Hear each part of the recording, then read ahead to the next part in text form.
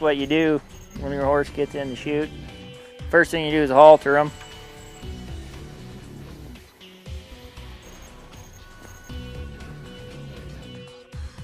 I usually just, you put it here, you lay your cinches across his back, kind of so he knows they're there, and knows they're kind of coming, so you don't freak him out with just plopping the saddle down on his back.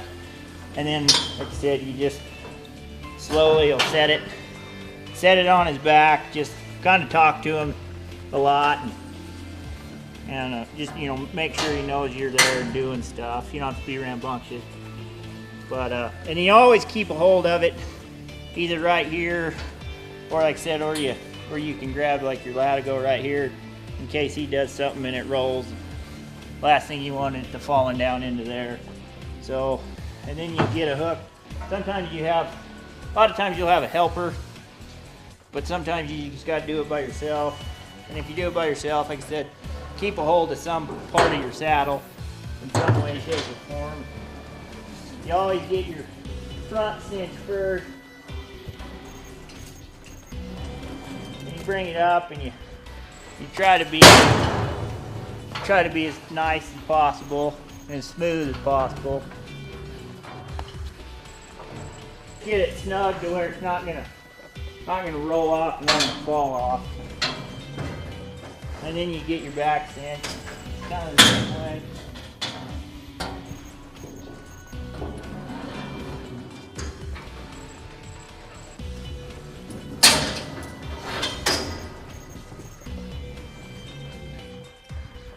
And that you want pretty loose. And you don't want it hanging down where they could kick and get a foot stuck through it, but you definitely want 2 or 3, 4 inches hanging off their belly just so it doesn't bother them at all right now. So now your saddle's on there and it's not going anywhere. You wane, and they'll tell you when to pull a lot of times, because you don't want to pull too early, but you don't want them waiting on you either. So they'll tell you there's 3 ahead of you or whatever. And usually, I mean, if you pull when there's about 3 or 4 ahead of you, you can usually get done about perfect time. And when you do pull, you want to make sure your saddle where it's supposed to be, kind of right in the pit of their armpit there. And a lot of guys, you'll kind of take your stirrups and you kind of just measure them against his neck. I mean, that's roughly where you want it, but it doesn't always need to, it's not always there, but it's nice when it is. You just want to make sure you're pretty much straight up and down, you know, where it's sitting right where it's supposed to. And then when you pull, a lot of times you'll have a guy on the outside pull with you, but you can do it yourself, and you just pull nice and slow and kind of steady, and you get some over there on the one side, and you get some on this side. Like you want to make sure that you're even, that you end up even with the excess latigo. You always want it about the same. So I have a little more on this side than that side, so you pull more on this side, and you just pull until, you know, and you want them pretty good, but not, you know, you can get them too tight. I mean, you basically like a saddle. I mean, you want them pretty dang tight where they're not moving a whole lot, you know, obviously. So I would take some more up on his side.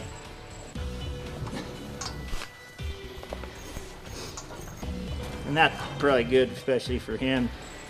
And when you're done pulling, you take your excess latigo back through your D-ring.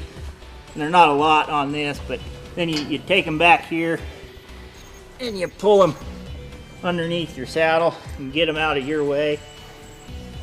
And you do the same on this side. You kind of want to make sure they're flat and laying nice underneath that saddle. A lot of times you'll have that much extra, so you pull it and you pull it over here, and you'll pull them tight all the way down, and then fold them back over and lay them back underneath your saddle. But make sure there's no rolls or anything like that in them, just because it'd be pretty uncomfortable. And then right before you go, you know, when they're pretty much when they're coming to you almost, you know, you pull your back cinch, and you want to make it, you want it as even as possible too, for a lot of reasons. It just rides better that way. It's better for your pickup man to trip it, you know, if they're even and one's not on the top hole here and one's on the bottom hole here. It kind of makes it hard to do that. And so you just kind of want to make sure it's even. Like you said, you do everything out there first. Like I'd take this one up so it'd be uneven out there, and then when your final tighten, you come here, you know, and when you get it tight, then it'll be even on both ends. And your back cinch, and you want it snug. You don't want it, I mean, you don't want it very tight. You just want it fairly snug. We won't get it very tight on him, but I mean, you want it there, but you don't want it so tight that you can't hardly, you know, pull it anymore. So that'd be good with him. I get you ready to get on, I guess, after that. Okay.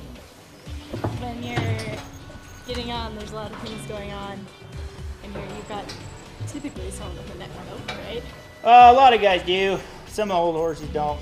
You don't need them, but the majority of horses will have a neck rope on it. You know, either a contractor will have somebody that knows what they're doing work it, or you find somebody, you know, and say, hey, you know, run this for me, because it's important. I mean, it's your life really in here, and it's all.